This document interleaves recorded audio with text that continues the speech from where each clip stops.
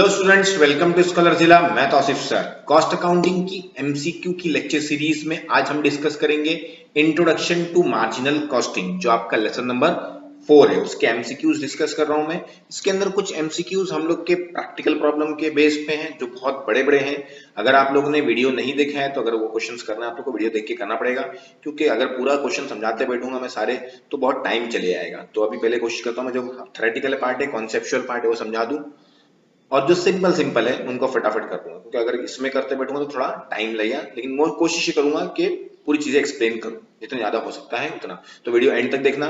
Channel पे पहली बार आए हो तो चैनल को सब्सक्राइब जरूर कर लेना, क्योंकि आने वाले दिनों में सारे एमसीक्यूज कितने भी टॉपिक है आपके टीवाईबीकॉम के सारे वीडियो पोस्ट करने वाला हूं। और आने वाले दिनों में उसके बाद भी मैं बहुत सारे videos related to cost accounting, मतलब जो भी आपका टीवाईबीकॉम का सिलेबस है उसके साथ बहुत सारे क्वेश्चंस पोस्ट करता हूं। हाँ, आप लोग से रिक्वेस्ट है कि अब जब आप लोग आगे स्टैंड में पहुंच जाएंगे तो अपने जो फ्रेंड्स है या जो सर्कल है उनसे आप चैनल शेयर कर सकते हैं। तो चलिए स्टार्ट करते हैं। क्या लिखा देखिए, what distinguishes absorption costing from marginal costing. Marginal costing और एब्जॉर्प्शन कॉस्टिंग को क्या अलग करता है? Product cost include both prime cost and production cost. Product cost में प्राइम कॉस्ट और प्रोडक्शन ओवरहेड दोनों मिक्स होता है। Product cost include production and non-production cost. Stock valuation includes shares of all production cost. Stock valuation includes shares of all cost. तो इधर आएगा हम लोग का C के यहाँ पे जितने भी कॉस्ट होते हैं, ठीक है ना, वो सबका शेयर इसके अंदर क्या होता है, स्टॉक की वैल्यूएशन में रहता है। आगे द मार्जिनल कॉस्ट स्टेटमेंट, जो मार्जिनल कॉस्ट स्टेटमेंट होता है, शोज द ग्रॉस प्रॉफिट। उससे हम लोग को ग्रॉस प्रॉफिट मिलता है। इस शेंड टू शेयर होल्डर, हम लोग शेयर होल्डर को भेजते हैं। Shows classification of cost as direct and indirect. Direct और इनडायरेक्ट कॉस्ट बताता है कॉस्ट को। Can be use as predict future profit at different level of activity. तो इसका आएगा आप लोग का डी। मार्जिनल कॉस्ट स्टेटमेंट से हम लोग क्या कर सकते हैं, फ्यूचर एक्टिविटी से, मतलब लेवल ऑफ एक्टिविटी, मतलब हम लोग एग्जांपल अभी 5000 क्वांटिटी बनाते हैं साल भर में, अगर हम लोग 10,000 बनाएंगे तो कितना प्रॉफिट हो सकता है, प्रेडिक्ट करते हैं, अंदाज लगाते हैं। किसके जरिए करते हो? सब मार्जिनल कॉस्टिंग। अगर आप लोगों ने चैप्टर किया होगा तो आप लोग को आइडिया होगा, नहीं किया होगा तो कोई बात नहीं, आगे मैं आप लोग को एग्जांपल लेके समझाऊंगा, क्योंकि बहुत सारे क्वेश्चन सॉल्व करने वाले क्वेश्चन है, उसमें से बहुत सारे क्वेश्चन मैं सॉल्व करूंगा। सीवीपी, ठीक है ना, cost volume profit analysis require cost to be categorized. अगर इसको हम लोग को सीवीपी एनालिसिस करना है, कॉस्ट वॉल्यूम प्रॉफिट एनालिसिस करना है, तो कॉस्ट को किस तरह से कैटेगराइज करना पड़ता है? Fix, variable, direct, indirect, product period, standard, actual. तो आप लोग को मालूम होगा कि कैसे करना पड़ता है। फिक्स्ड और वेरिएबल कॉस्ट हम लोग अलग अलग करते हैं, और ये चैप्टर में फिक्स और वेरिएबल कॉस्ट के हिसाब से ही काम होता है। आगे तो थर्ड का क्या आएगा आप लोग का, ये कंट्रीब्यूशन इक्वल टू। कंट्रीब्यूशन मतलब आप लोग को फॉर्मूला था sales minus variable cost is equal to contribution, बराबर ना। फिर वापस था नीचे minus fix cost. Fix cost minus के बाद क्या आता था आप लोग का, नीचे आता था या तो प्रॉफिट या तो लॉस। ये आपका फॉर्मेट है इसका। तो कंट्रीब्यूशन का फॉर्मूला क्या है, सेल्स माइनस वेरिएबल कॉस्ट। तो कौन सा रहेगा इसका, C. Contribution is equal to fix cost plus profit. Fix cost और प्रॉफिट प्लस कंट्रीब्यूशन मिलेगा। हाँ, क्योंकि देखो ये contribution is equal to profit is equal to क्या रहेगा, देखो प्रॉफिट इज इक्वल टू क्या रहेगा, कॉस्ट कंट्रीब्यूशन में से माइनस करते हैं हम लोग क्या, फिक्स कॉस्ट, बराबर ना। कंट्रीब्यूशन में से फिक्स कॉस्ट माइनस तो प्रॉफिट मिलता है, तो वही लिखा है, profit is equal to contribution minus fix cost. अभी हम लोग क्या निकालने बोला है, कंट्रीब्यूशन बोला है, तो फिक्स कॉस्ट माइनस क्या हो जाएगा, प्लस, तो प्रॉफिट प्लस फिक्स कॉस्ट, तो ये बराबर है, बराबर ना। Sales minus variable cost, sales minus variable cost, ये भी बराबर है। फिक्स माइनस लॉस, फिक्स में से हम लोग क्या कर देंगे, लॉस माइनस कर देंगे, तो वो भी बराबर है। तो इसका आएगा ऑल ऑफ द, तो फिक्स का आएगा आप लोग का ऑल ऑफ द अबव। ठीक है, चलिए आगे आते हैं। Which of the following cost is not deducted from the sales revenue in computation of contribution? कौन सा कॉस्ट हम लोग जब कंट्रीब्यूशन निकालते हैं तो कौन सा जो हम लोग का सेल्स में से कौन सी चीज माइनस नहीं होती, कौन सा कॉस्ट माइनस नहीं होता है? डायरेक्ट मटेरियल होता है, डायरेक्ट लेबर होता है, फिक्स्ड वेरिएबल, तो क्या होता है इसमें से fix overhead factory overhead minus नहीं होता है, क्योंकि सेल्स में से क्या माइनस करते हैं, वेरिएबल माइनस करते हैं। वेरिएबल माइनस करते तो क्या मिलता है हम लोग को, कॉस्ट मिलता है, बराबर ना। कॉस्ट नहीं, सॉरी, कंट्रीब्यूशन मिलता है, बराबर है। तो कंट्रीब्यूशन के लिए हम लोग को क्या करते हैं, सेल्स माइनस वेरिएबल कॉस्ट, तो हम लोग को कंट्रीब्यूशन मिलता है ना। तो वेरिएबल देखो, डायरेक्ट मेटल, जो मेटल होता है वो क्या होता है, डायरेक्ट मेटल जो क्या होता है, वेरिएबल होता है। डायरेक्ट लेबर भी वेरिएबल होता है, वेरिएबल सेलिंग ओवरहेड्स वो भी तो वेरिएबल है, तो फिक्स खाली जो रहेगा वो नहीं आएगा इसमें। चलिए, the selling price per unit less the variable cost per unit. Selling price में से वेरिएबल कॉस्ट हम लोग माइनस कर देंगे तो क्या मिलेगा हम लोग को, कंट्रीब्यूशन मिलेगा, लेकिन कौन सा मिलेगा, पर यूनिट मिलेगा। तो 7 का क्या रहेगा आप लोग का, डी। चलिए, if contribution margin increase by 2 per unit, अगर कंट्रीब्यूशन को हम लोग क्या करते हैं 2 रुपए पर यूनिट से बढ़ा देते हैं, देन ऑपरेटिंग प्रॉफिट विल, तो ऑपरेटिंग प्रॉफिट क्या हो जाएगा? अगर हम लोग देखो कंट्रीब्यूशन को क्या करते हैं बढ़ा देते हैं, समझो एग्जांपल ये 10 है, ये 6 है, और ये समझो एग्जांपल हम लोग का कितना आएगा, एग्जांपल 10 में से 6 गया तो 4। कंट्रीब्यूशन अगर हम लोग बढ़ा देते, इसको बढ़ा देते बराबर ना, तो आप लोग का जो क्या बोलते हैं ऑपरेटिंग प्रॉफिट है, जो क्या है ऑपरेटिंग प्रॉफिट है, वो भी क्या हो जाएगा आप लोग का, जो ऑपरेटिंग प्रॉफिट मतलब ये जो कंट्रीब्यूशन को ही ऑपरेटिंग प्रॉफिट बोलते हैं, लेकिन उसको क्या करना पड़ता है, जो टोटल यूनिट से आप लोग की उससे क्या करना पड़ता है मल्टीप्लाई करना। ये तो पर यूनिट मतलब एक का 10 रुपया, एक पे वेरिएबल कॉस्ट कितना होता है 6 रुपया, ऐसा है। तो टोटल कंपनी में इतने प्रोडक्ट बनते हैं उससे मल्टीप्लाई करके आता है, तो इसका क्या आएगा एथ का ए, वो भी क्या हो जाएगा जो आप लोग का प्रॉफिट रहेगा, कौन सा प्रॉफिट, लेकिन ऑपरेटिंग प्रॉफिट, वो भी पर यूनिट के हिसाब से 2 रुपए क्या हो जाएगा बढ़ जाएगा। चलिए PV ratio is equal to, PV ratio का फॉर्मूला आप लोग को याद होगा, तो फॉर्मूला है contribution upon sales, contribution upon sales into 100, ये आपका पीवी रेशियो का फॉर्मूला है, ठीक है ना। तो यहाँ पे आप लोग उसको लिख लेना, प्रॉफिट कंट्रीब्यूशन अपॉन सेल्स मतलब 9 का क्या आएगा आप लोग का B. Profit volume ratio is improved by reducing, profit volume ratio को हम लोग को इंप्रूव करना है, क्या कम करना पड़ेगा, variable cost, fix cost, both of them, none of them. इसका आएगा आप लोग का वेरिएबल कॉस्ट, अगर वेरिएबल कॉस्ट कम करो तो आप लोग का पीवी रेशियो क्या हो जाएगा बढ़ जाएगा। कैसे बढ़े देखो, वेरिएबल कॉस्ट आप लोग का समझो एग्जांपल फॉर्मूला क्या है, यहाँ पे लिखता हूँ वापस से, sales minus variable cost is equal to contribution, बराबर ना। तो उसने क्या बोला है कि क्या कम करेंगे तो हम लोग वो हम लोग का प्रॉफिट वॉल्यूम रेशियो इंप्रूव हो जाएगा, बराबर ना। तो अभी देखो पीवी रेशियो का फॉर्मूला क्या है, पीवी रेशियो का फॉर्मूला है कंट्रीब्यूशन अपॉन सेल्स, ये तो हमें लिखे हमने कंट्रीब्यूशन अपॉन सेल्स, बराबर ना। तो कंट्रीब्यूशन समझो एग्जांपल हम लोग का ये 10 है, ये 6 है, और ये क्या है 4 है। अगर कंट्रीब्यूशन 4 है और सेल्स 10 है तो परसेंटेज कितना आ जाएगा, कैलकुलेट करके देखो, मल्टीप्लाई बाय 100 करना, यहाँ पे तो कितना आ जाएगा 40%, बराबर ना। तो प्रॉफिट एंड लॉस को बढ़ाना है, बराबर ना। तो किसको रिड्यूस करना पड़ेगा, वेरिएबल कॉस्ट को कम करो, जैसे इसको 6 से क्या कर दोगे 5 कर दोगे, तो ये क्या हो जाएगा 5 हो जाएगा, तो 50% हो जाएगा, मतलब ये बढ़ जाएगा ना आपका। तो इसका मतलब आंसर क्या रहेगा आप लोग का ए। चलिए at break even point which equation will be true, break even point पे कौन सी इक्वेशन ट्रू होती है। ब्रेक इवन पॉइंट मतलब जहां पे ना तो प्रॉफिट होता है ना तो क्या होता है लॉस होता है, मतलब वहां पे क्या रहता है sales is equal to cost, क्या रहता है सेल्स इक्वल टू कॉस्ट। अब कॉस्ट में दो कॉस्ट होते हैं, कौन कौन सा कॉस्ट, फिक्स कॉस्ट और वेरिएबल कॉस्ट, दोनों मिला के किसके बराबर रहेगा सेल्स के बराबर है, तभी तो बोलेंगे break even point. Break even मतलब वहां पे ना तो प्रॉफिट होता है ना तो क्या होता है लॉस होता है, तो मतलब सेल्स इतना करते हैं कि कॉस्ट पूरा क्या होता है कवर होता है।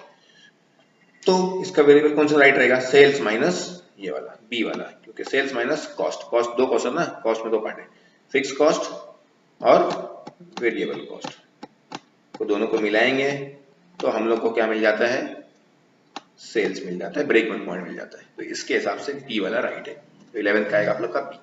The break even point is in unit is equal to, break even point अगर हम लोग को यूनिट्स में निकालना है, break even point, break even point का फॉर्मूला है आप लोग का, याद रखिए आप लोग, फिक्स कॉस्ट अपॉन कंट्रीब्यूशन, क्या है फिक्स कॉस्ट अपॉन कंट्रीब्यूशन, लेकिन याद रखना कंट्रीब्यूशन पर यूनिट है, ये याद रखना क्या है fix cost upon contribution per unit, क्योंकि आप लोग को किस में निकालना है यूनिट में निकालना है। अगर ब्रेक इवन पॉइंट को रुपीस में निकालना रहेगा तो नीचे खाली क्या हो जाएगा पीवी रेशियो आएगा, याद रखना। ये फॉर्मूला मैंने आप लोग को एक दो लेक्चर में डाला है, उसमें आप लोग को एक्सप्लेन किया है मैंने। तो देखिए फिक्स कॉस्ट का अपॉन कंट्रीब्यूशन पॉइंट, तो फॉर्मूला क्या है fix cost break even point fix cost upon contribution, fix cost upon contribution point, तो इसका कौन सा आएगा 12th का C. When the fix cost increases the break even point increases, fix cost क्या होता है बढ़ता है तो ब्रेक इवन पॉइंट भी बढ़ जाता है, कि ये सब पूछा है। तो एक काम करते हैं हम लोग यहाँ पे सैंपल बना लेते हैं, बराबर ना। तो पहले लिखता हूँ मैं सेल्स, अब फॉर्मेट वापस नहीं लिख रहा हूँ, डायरेक्टली लिख रहा हूँ minus contribution, sorry contribution variable cost, तो क्या आया मेरा कंट्रीब्यूशन आ गया, कितना आ गया 4 आ गया, बराबर है। तो उसने क्या लिखा है व्हेन वेरिएबल कॉस्ट डिक्रीज, अगर ये डिक्रीज हो जाएगा ये क्या हो जाएगा, और एग्जांपल लेते हैं हम लोग, चलो फिक्स कॉस्ट हमारा कितना है 10,000 है, फिक्स कॉस्ट कितना है हमारा 10,000, एग्जांपल ले रहा हूं मैं, हर क्वेश्चन में थोड़ा काम आएगा। 10,000 है, ये इक्वल टू है, याद रखना, ये तो बहुत लोग कंफ्यूज जाएंगे। चलो एक काम को तो बना लेता हूं अच्छे से, ये है हम लोग का फिक्स कॉस्ट इक्वल टू 10,000 बराबर है 10,000। अब खाली ध्यान देना आप लोग को कि क्या बोला उसने, when variable cost decrease. Variable cost क्या होता है अगर डिक्रीज होता है। समझो वेरिएबल कॉस्ट कितना है यहाँ पे 6 है, ये कितना हो गया 5 हो गया, तो ये कितना हो जाएगा, ये तो सेम ही रहेगा, वो तो चेंज नहीं हुआ ना, खाली वेरिएबल कॉस्ट कम हुआ है, तो ये 10, ये क्या हो जाएगा हम लोग का 5। तो ब्रेक इवन पॉइंट का फॉर्मूला क्या था, ब्रेक इवन का फॉर्मूला हम लोग का fix cost upon PV ratio बराबर ना, ये कंट्रीब्यूशन पढ़, चलो कंट्रीब्यूशन पढ़ लेते हैं। तो फिक्स कॉस्ट कितना है हम लोग का 10,000, अगर 4 के हिसाब से निकालेंगे तो डिवाइड करके देखो 10,000 डिवाइड बाय 4 तो कितना होता है 2,500 आएगा। एग्जांपल ले रहा हूं मैं 2,500, ये किसके हिसाब से, इसके हिसाब से, ओरिजिनल के हिसाब से, ये वाले के हिसाब से बराबर है। अगर जैसे ही हम लोगों ने क्या करें वेरिएबल कॉस्ट बोला ना, वेरिएबल कॉस्ट क्या करने का है डिक्रीज करना है, तो डिक्रीज करने का मतलब क्या है हम लोग का कि हम लोगों ने इसको क्या कर दिए डिक्रीज कर दिए, किसको डिक्रीज कर दिए है, इसको सॉरी नहीं 13 है, फिक्स कॉस्ट को क्या कर दिया उन्होंने इंक्रीज कर दिया, तो फिक्स कॉस्ट 10 से कितना समझो अपन अपने कितना कर दिया 12 कर दिया। एग्जांपल लेते हैं 10 से कितना कर दिया 12 कर दिया, तो 10 से 12 करेंगे तो फॉर्मूला देखो फिक्स कॉस्ट अपन क्या है पीवी रेशियो, इसके हिसाब से फिक्स कॉस्ट अपन क्या है कंट्रीब्यूशन, कंट्रीब्यूशन कितना है 12,000 बराबर है, 12,000 डिवाइड बाय अपना क्या था ये 4 बराबर है, तो 4 तो कितना होता है 3,000, तो इसके हिसाब से कितना आएगा 3,000 बराबर ना। तो इसका मतलब हम लोग का क्या हो जाएगा ब्रेक इवन पॉइंट क्या हो जाएगा इंक्रीज हो जाएगा, फिक्स कॉस्ट इंक्रीज करने के साथ में ब्रेक इवन पॉइंट में क्या हो जाएगा इंक्रीज। तो 13 का क्या आएगा आप लोग का 8 बराबर है। 14 देखते हैं व्हेन वेरिएबल कॉस्ट डिक्रीज, अब देखो यहाँ पे मैंने एग्जांपल लिया तो गलती से वहां पे ले लिया था मैंने, वेरिएबल कॉस्ट डिक्रीज होगा, वेरिएबल कॉस्ट 6 से कितना हो गया 5 होगा, तो ये कितना हो गया 5 बराबर है, तो ब्रेक इवन पॉइंट क्या आएगा, तो देखो पहले कितना था फिक्स कॉस्ट ये वाला एग्जांपल, फिक्स कॉस्ट कितना है 10,000 बराबर ना, डिवाइड बाय कितना करेंगे हम लोग पहले वाले के हिसाब से 6, तो डिवाइड बाय नहीं सॉरी कंट्रीब्यूशन ना, divide by fix cost upon contribution, fix cost upon contribution, तो डिवाइड बाय क्या करेंगे 4 करेंगे, तो कितना आएगा 2,500 बराबर है। अब हम लोग का फिक्स कॉस्ट कितना है, फिक्स कॉस्ट चेंज नहीं हुआ ना, फिक्स कॉस्ट को नहीं चेंज करना, खाली किसको चेंज करना है वेरिएबल कॉस्ट को, तो 10,000 डिवाइड बाय अभी नया वाला वेरिएबल कॉस्ट कितना है 5 नहीं सॉरी हाँ 5 है, लेकिन कंट्रीब्यूशन कितना है हम लोग का 5, तो डिवाइड बाय 5, तो डिवाइड बाय 5 तो कितना आता है 2,000 बराबर है। तो इसका मतलब क्या हो जाएगा हम लोग का ब्रेक इवन पॉइंट क्या हो जाएगा डिक्रीज हो जाएगा वेरिएबल कॉस्ट बढ़ाने की वजह से, तो इसका कौन सा आएगा 14 का B. When selling price decreases, जब सेलिंग प्राइस डिक्रीज होता है, सेलिंग प्राइस यहाँ पे कितना है 10 है, समझो एग्जांपल कितना हो गया 9 हो गया बराबर है, तो यहाँ पे कितना आ जाएगा 3 आ जाएगा, क्योंकि सेलिंग प्राइस कम हो रहा है, तो सेलिंग प्राइस 9 कर दिया 10 से और वो तो सेम रहेगा, तो कितना आ गया 3 आ गया। द ब्रेक इवन पॉइंट, तो ब्रेक इवन पॉइंट क्या होता है, तो ब्रेक इवन पॉइंट का फॉर्मूला क्या है फिक्स कॉस्ट अपॉन कंट्रीब्यूशन, तो फिक्स कॉस्ट कितना है हम लोग का 10,000 डिवाइड बाय 3 कितना होता है 3,333, इसका कितना आ जाएगा 3,333, तो 2,500 से कितना हो रहा है 3,333 हो जा रहा है ना 3,333 3,333, तो कितना आता है हम लोग का ये बढ़ गया मतलब, तो हम लोग का क्या हो जाएगा ब्रेक इवन पॉइंट इंक्रीज हो जाएगा, तो 15 का क्या आएगा आप लोग का A. When sale increases the break even point, sales बढ़ रहा है, सेल्स क्या बढ़ रहा है सेल्स, तो सेल्स प्राइस नहीं बोला है, सेल्स का अमाउंट कितना ही बढ़ने दो उससे मतलब नहीं है, तो ब्रेक इवन पॉइंट क्या रहेगा वो हमेशा सेम ही रहेगा। सेल प्राइस पर यूनिट पे चेंजेस आएगा तो फायदा है, 1 लाख के बदले 1 करोड़ यूनिट बेचो उससे कोई मतलब नहीं है, तो उससे हम लोग का क्या बोलते हैं ब्रेक इवन पॉइंट पे कोई असर नहीं आएगा। अगर सेल्स बढ़ेगा तो हाँ याद रखना 16 याद रखना, क्या सेल्स बढ़ेगा तो हम लोग का ब्रेक इवन पॉइंट पे कोई असर नहीं आएगा।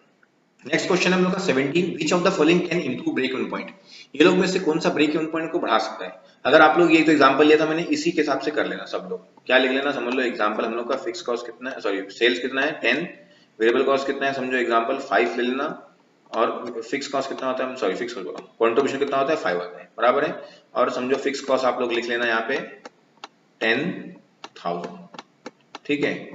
अब इसी के हिसाब से कैलकुलेट करना, क्या कैलकुलेट करना फॉर्मूला डालना, फॉर्मूला क्या है अपनों का fix cost upon PV ratio या कंट्रीब्यूशन लेना, चलो fix cost upon contribution per unit, तो fix cost 10,000 divide by 5, variable cost क्या बोला है बढ़ जाएगा, पहले 5 से करके देखो कितना आता है, 5 से करेंगे तो कितना आएगा 2,000 आएगा, लेकिन जैसे ही इसको हम लोग क्या करते हैं वेरिएबल कॉस्ट को 6 कर लेते हैं, तो ये कितना हो जाएगा 4 हो जाएगा, तो 10,000 को 4 से डिवाइड करके 2,500 होगा, तो मतलब क्या हो गया वेरिएबल हम लोग का जो वो था ब्रेक इवन पॉइंट 2 से 2,500 होगा, मतलब बढ़ गया, बढ़ने नहीं चाहिए, इंप्रूव करने का मतलब क्या होना चाहिए वेरिएबल ब्रेक इवन पॉइंट क्या होना चाहिए हम लोग का कम होना चाहिए, तो ये नहीं आएगा। फिक्स कॉस्ट बढ़ाने बोल रहा है 10,000 के हिसाब से, अगर हम लोग 5 के हिसाब से निकालते हैं, 10,000 का डिवाइड करेंगे 5 से तो कितना आएगा आप लोग का 2000 आएगा। लेकिन फिक्स कॉस्ट समझो बढ़ गया 12,000 हो गया, तो 12,000 को अगर आप लोग डिवाइड करेंगे 5 से तो कितना आएगा 2400, मतलब ये भी वापस से बढ़ जाता है 2000 से 2400 हो जाता है। अगर सेल प्राइस बढ़ता है, सेल प्राइस समझो यहाँ पे 10 है, ये क्या हो जाता है 12 होता है, तो 12 हो जाएगा तो ये कितना हो जाएगा 7 हो जाएगा नीचे, बराबर ना। तो नीचे कंट्रीब्यूशन कितना हो जाएगा आप लोग का 7 हो जाएगा। तो 10 पहले आप लोग का आता था 2000, अभी अगर आप 10,000 डिवाइड बाय क्या करते हैं 7 करते हैं तो आप लोग का आएगा 1428। तो इसका मतलब आप लोग का क्या हो गया कम हो गया। क्या कम हो गया, ब्रेक इवन पॉइंट का क्वांटिटी क्या हो गई कम हो गई, इसका मतलब आप लोग क्या हो गए इंप्रूव हो गए। तो इसका आएगा आप लोग का सी।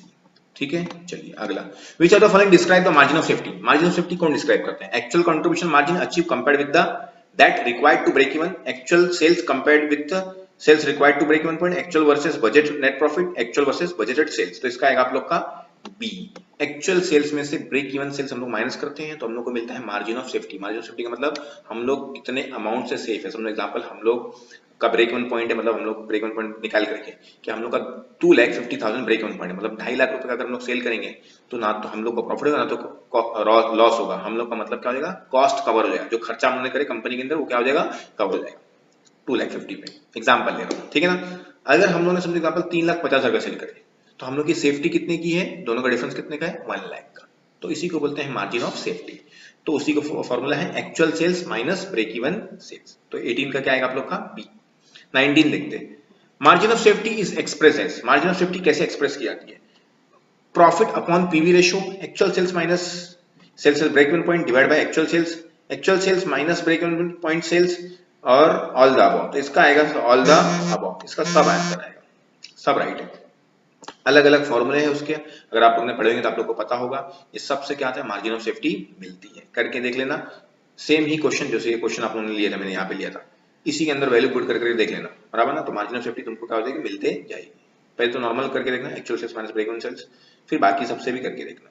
कोई भी अमाउंट ले लो मल्टीप्लाई कर लो, यहाँ पे इसको समझो यूनिट्स ले लेना 2000 यूनिट से, तो मल्टीप्लाई करके सब निकाल लेना और फिर करना। Under which of the following cases the margin of safety decreases, इन लोग में से कौन से केस में मार्जिन ऑफ सेफ्टी क्या हो जाएगी डिक्रीज हो जाएगी, हम लोग को ये बताने का। तो reduction in fix cost, increase in variable cost, increase in level of production, change in the sales. तो देखो इंक्रीज क्या करना, मार्जिन ऑफ सेफ्टी क्या हो जाएगी डिक्रीज हो जाएगी। तो यहाँ पे देखो कहाँ पे बहुत जगह लिखा था कि ब्रेक इवन पॉइंट क्या होता है डिक्रीज होता है ना, यहाँ पे देखो मार्जिन ऑफ सेफ्टी क्या बोला है डिक्रीज, तो ब्रेक इवन पॉइंट क्या लिखा है यहाँ पे देखो कहाँ पे ब्रेक इवन पॉइंट डिक्रीज आया था, यहाँ पे आया था, बराबर ना। तो वेरिएबल कॉस्ट की वजह से होता है, बराबर ना डिक्रीज। तो वेरिएबल कॉस्ट यहाँ पे क्या होता है डिक्रीज हुआ था, अभी वेरिएबल कॉस्ट को क्या करना है हम लोग को बढ़ाना पड़ेगा। तो देखो यहाँ पे आएगा इंक्रीज इन वेरिएबल कॉस्ट, क्योंकि मार्जिन ऑफ सेफ्टी जो होता है वो तो फॉर्मूला है ना actual sales minus break even sales. तो उसमें से अगर ब्रेक इवन सेल्स का हम लोग को क्या करना है क्या बोलते हैं मार्जिन ऑफ सेफ्टी को डिक्रीज करना है, तो ब्रेक इवन सेल्स को हम लोग क्या करना पड़ेगा इंक्रीज करना पड़ेगा। तो बराबर ना, मतलब वेरिएबल कॉस्ट को क्या करना पड़ेगा इंक्रीज करना पड़ेगा। चलिए, if in the break even chart the margin of safety points lies as, जो margin of safety का पॉइंट रहेगा ब्रेक इवन चार्ट में कहाँ पे रहेगा, सिंपल सी बात है ब्रेक इवन चार्ट का चार्ट के अंदर मार्जिन ऑफ सेफ्टी का रहेगा, ब्रेक इवन चार्ट के जो पॉइंट है उसी के ऊपर रहेगा, to the point of on break even point, बराबर। तो इसका क्या रहेगा आप लोग का 21 का सी, बराबर राइट नहीं, ऑन ब्रेक इवन पॉइंट के ऊपर ही रहेगा ना, क्योंकि मार्जिन ऑफ सेफ्टी है ही नहीं इसके अंदर। मार्जिन सेफ्टी है लेकिन मतलब मार्जिन सेफ्टी का मतलब क्या बोलते हैं आप लोग बोल सकते हैं ब्रेक इवन पॉइंट पे क्या होता है एक्स्ट्रा सेल होते हैं ना, एक्चुअल सेल्स और ब्रेक इवन सेल्स क्या रहते हैं सेम रहता है, क्योंकि एक्चुअल सेल्स वही नहीं, एक्चुअल सेल्स मतलब ब्रेक इवन सेल्स दोनों क्या रहता है सेम रहता है, क्योंकि हम लोग क्या करते हैं ब्रेक इवन सेल्स पे कॉस्ट को कवर करते हैं, कोई एक्स्ट्रा अमाउंट नहीं सेल करते हैं, बराबर ना। Fix cost is equal to, fix cost का इक्वल क्या है फॉर्मूला, फिक्स कॉस्ट का इक्वल हम लोग का फॉर्मूला जो ब्रेक इवन पॉइंट का फॉर्मूला है ना वो सेम फॉर्मूला यूज कर सकते हैं। देखो ब्रेक इवन पॉइंट फॉर्मूला मैंने आप लोग के लिए लिखा था, अभी वापस लिख देता हूँ आप लोग के लिए। Break even point is equal to formula है आप लोग का fix cost upon PV ratio, ठीक है। ये दो फॉर्मूले है इसके, फिक्स कॉस्ट अपॉन कंट्रीब्यूशन में आता है, जब यूनिट में पता करना है तो कंट्रीब्यूशन, अमाउंट में पता करना है तो पीवी रेशियो। तो fix cost upon PV ratio देखो क्या लिखा है अपन कहाँ पे है, फिक्स कॉस्ट यहाँ पे है, ये वहां जाके क्या हो जाएगा मल्टीप्लाई होगा ना, क्योंकि ये इक्वल है, तो पीवी रेशियो वहां जाके multiply, break even point multiply by PV ratio, break even point multiply by PV ratio, break even point multiply by PV ratio, तो ये रहा। तो 22 का क्या आएगा आप लोग का D.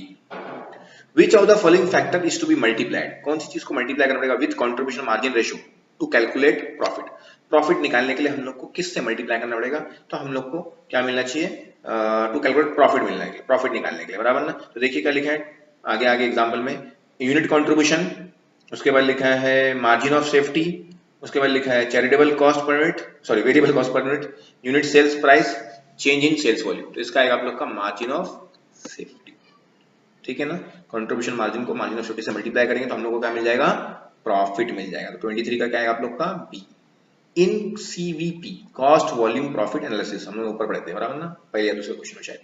Profit is equal to, profit क्या किसके इक्वल रहेगा, sales into PV ratio minus fix cost. सेल्स और पीवी रेशियो को मल्टीप्लाई करते हैं, सॉरी इनटू है, तो क्या आता है हम लोग का कंट्रीब्यूशन आता है। कंट्रीब्यूशन में से फिक्स कॉस्ट माइनस करते हैं हम लोग को क्या मिलता है, प्रॉफिट मिलता है बराबर है। Sales into contribution per unit, sales को कंट्रीब्यूशन से पर यूनिट मल्टीप्लाई करेंगे तो भी हम लोग को कंट्रीब्यूशन मिलेगा, कंट्रीब्यूशन में फिक्स कॉस्ट, ठीक है। टोटल कंट्रीब्यूशन में फिक्स मतलब इसका क्या आएगा, ऑल ऑफ द अबव, सबसे हम लोग को प्रॉफिट मिल सकता है। 25 the sales volume in value required to earn target profit. Target profit का मतलब हम लोगों ने कर चुके थे, मैंने आपको बताया था डिजायर्ड प्रॉफिट बराबर ना। डिजायर्ड प्रॉफिट का फॉर्मूला, ब्रेक इवन पॉइंट का जो फॉर्मूला है वो सेम है, खाली यहाँ पे क्या बढ़ जाता है प्लस टारगेटेड प्रॉफिट, जिसको हम लोग डिजायर्ड प्रॉफिट बोल सकते हैं। तो fix cost plus target profit divide by PV ratio.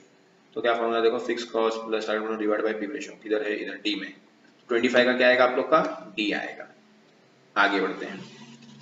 There is a reduction in the selling price, अगर सेलिंग प्राइस कम होता है, this will other factor remain same, और बाकी फैक्टर क्या रहेंगे, सेम रहेंगे।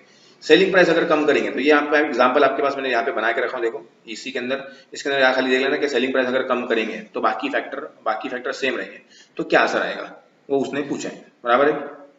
तो हम लोग को देखना है क्या क्या लिखा है, increase in contribution margin, contribution margin बढ़ जाता है, reduce in fix cost, increase in variable cost, reduce operating income, तो हम लोग का ऑपरेटिंग इनकम क्या हो जाएगा, कम हो जाएगा।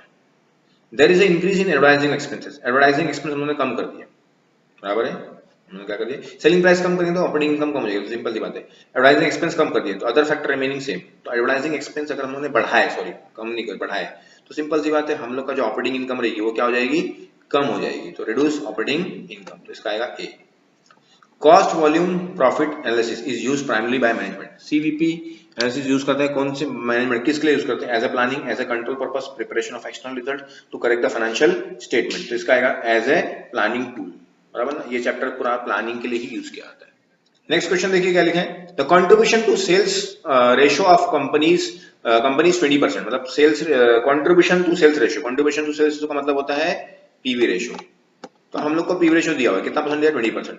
प्रॉफिट कितना दिया, 64,500। If the total sales of company 7,80,000, तो हम लोग का निकालने का फिक्स कॉस्ट निकालना है बराबर है। तो इसको हम लोग को फॉर्मेट बनाना पड़ेगा, क्या बनाना पड़ेगा, देखो कैसा है। पहले रहता है हम लोग का सेल्स, उसमें से वेरिएबल कॉस्ट क्या करते हैं हम लोग, माइनस करते हैं बराबर है।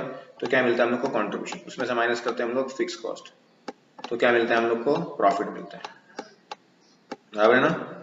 अभी क्वेश्चन में हम लोग को प्रॉफिट दिया हुआ है, कितना दिया हुआ है, 64,500 पहले से दिया हुआ है, देखो दिया हुआ है ना, यस। हम लोग को सेल्स दिया हुआ है, कितना दिया हुआ है, 7,80,000, मैं लिख नहीं रहा हूँ यहाँ पे है मेंशन, 7,80,000 बराबर है। अब 7,80,000 दिया हुआ है और हम लोग को क्या दिया हुआ है, कंट्रीब्यूशन टू सेल्स रेशियो। तो अगर हम लोग कंट्रीब्यूशन टू सेल्स रेशियो का मतलब क्या है कि 7,00,000 जो 80 है हम लोग का, उसको अगर हम लोग मल्टीप्लाई करेंगे किससे, पीवी रेशियो से। पीवी रेशियो आप लोग को दिया हुआ है, कितना दिया हुआ है, 20% बराबर ना। 20% के आप लोग यहाँ पे से परसेंट दबा दीजिए, इक्वल टू, तो कितना आ जाएगा, 1,56,000। तो यहाँ पे आ गया आप लोग का 1,56,000 बराबर है। क्या आ गया आप लोग का, 1,56,000 कंट्रीब्यूशन आ गया बराबर ना। अब 1,56,000 से कितना माइनस करेंगे तो 64 आएगा, दोनों को क्या कर लेते हम लोग, माइनस कर लेते। तो 1,56,000 माइनस 64,500, तो होता है 91,500। तो इसका मतलब आंसर क्या हम लोग का, डी है, 29 का। आगे बढ़ते हैं 30। The total cost of manufacturing 4,000 बनाने के लिए कितना लगता है, 4,50,000 लगते हैं। विच इंक्लूड फिक्स कॉस्ट 2,50,000, उसमें फिक्स कॉस्ट कितना है, 2,50,000। Compare company desired profit produce 5,000 units, company कितना बना सकती है, 5,000 यूनिट्स बना सकती है। तो टोटल कॉस्ट कितना लगेगा, चलो एग्जांपल करते हैं हम लोग। फॉर्मूला है हम लोग का cost, total cost is equal to fix cost plus variable cost, ये हम लोग का फॉर्मूला है। अभी टोटल कॉस्ट हम लोग को दिया हुआ है, कितना दे रहा है देखो, 4,50,000 बराबर ना। टोटल कॉस्ट दिया ना 4,50,000, विच इंक्लूड फिक्स कॉस्ट, उसमें से फिक्स कॉस्ट कितना है, 2,50,000। बराबर है। चलिए माइनस क्या है, वेरिएबल कॉस्ट। क्लियर है सबको? ये हम लोग क्या करते हैं, फिक्स कॉस्ट को वहां लेके आते हैं, बराबर ना। तो फिक्स कॉस्ट माइनस क्या हो जाएगा, fix cost minus variable cost. तो उल्टा लिखा मैंने actually, variable cost minus variable cost plus fix cost होता है, सॉरी प्लस रहता है। तो ये वहां क्या हो जाएगा, माइनस। तो मतलब वेरिएबल कॉस्ट कितना आ जाएगा आप लोग का, 2 लाख, बराबर ना। तो 2 लाख आ गया आप लोग का वेरिएबल कॉस्ट। अब आप लोग क्या करेंगे, इसको डिवाइड कर लेते हैं। किसको डिवाइड कर लेते हैं, आप लोग का जो यूनिट्स था। तो देखो 2 लाख डिवाइड बाय कितनी यूनिट्स है आप लोग के पास, 2 लाख डिवाइड बाय यूनिट्स है आप लोग के पास 4000। तो मतलब एक का जो वेरिएबल कॉस्ट कितना है आप लोग का, 50 है, बराबर है ना। चलिए आगे बढ़ते हैं। तो 50 है तो 500, अगर आप 5000 बनाना है आप लोग को, तो मल्टीप्लाई क्या करेंगे, इसको हम लोग 50 करेंगे। तो ये हो जाएगा 2,50,000। और ऑलरेडी फिक्स कॉस्ट कितना है, 2,50,000। दोनों मिला के कितना हो जाता है आप लोग का फिर 5 लाख, बराबर ना। तो आंसर क्या है आप लोग का 30 का सी, 5 लाख। आगे के क्वेश्चंस 32 से जो क्वेश्चन है बहुत ज्यादा सॉल्व करना पड़ेंगे आप लोग को, बहुत टाइम चलेगा, वीडियो बहुत लंबा हो जाएगा। अगर मुझे टाइम मिला बाद में तो मैं इसके लिए अलग से लेक्चर बना दूंगा एक साथ पूरा सॉल्व करके, ताकि आप लोग उसको प्रैक्टिस कर सकें। अगर आप लोग को इस सब वीडियो आपने देखा होंगे मेरे लेक्चर्स के, तो आप लोग को ये सॉल्व करने आना चाहिए, आपने प्रैक्टिस किए होंगे। तो अगर बहुत ज्यादा ऐसा रहा कि नहीं आ रहा है तो फिर मैं इसको सॉल्व करा दूंगा। जितने भी आगे के 12-13 क्वेश्चन है वो, इसमें एक्चुअली ये वाले बताया था मैं ऑलरेडी आप लोग को। फिक्स कॉस्ट कितना दिया देखो, 1 लाख। और company manufacture sales at 50% if the contribution to sales is 40%, तो ब्रेक इवन निकालना है। तो हम लोग का फॉर्मूला होता है fix cost upon PV ratio, बराबर ना। तो fix cost upon PV ratio निकालेंगे तो ब्रेक इवन पॉइंट रुपीस में आएगा, यूनिट्स में नहीं आएगा। तो लेकिन पहले रुपीस में निकाल लेते हैं। तो 1 लाख को अगर 40% से डिवाइड करेंगे हम लोग, तो आएगा आप लोग का 2,50,000। 1 लाख डिवाइड बाय 40% तो हो जाता है 2,50,000। 2,50,000 को किससे डिवाइड कीजिए, पर यूनिट से ना। कॉस्ट पर यूनिट कितना है, 50 है। तो 2,50,000 को 50 से डिवाइड करेंगे तो आप लोग को कितना आएगा, देखिए जरा 5,000। तो 32 का क्या आ जाएगा आप लोग का, ए 5,000। ऐसे ही आप लोग को आगे क्वेश्चंस करना है। आप लोग को अगर क्या बोलते हैं थोड़ा डिफिकल्टी होगी तो आप लोग मुझे पूछ सकते हैं इसके लिए, क्योंकि अभी अगर इसको कराते बढ़ूंगा तो बहुत लंबा वीडियो हो जाएगा, क्योंकि एक एक क्वेश्चन बहुत बड़े बड़े क्वेश्चन है, सब पूरे सॉल्व करने के क्वेश्चन लगभग, तो उसमें बहुत टाइम चल जाएगा। तो वीडियो देखने के लिए आप लोग का बहुत बहुत शुक्रिया। वीडियो अच्छा लगे तो अपने दोस्तों से शेयर करना और चीजें सॉल्व भी करते रहना। Thank you very much. मिलते हैं अगले वीडियो में अगला चैप्टर लेके।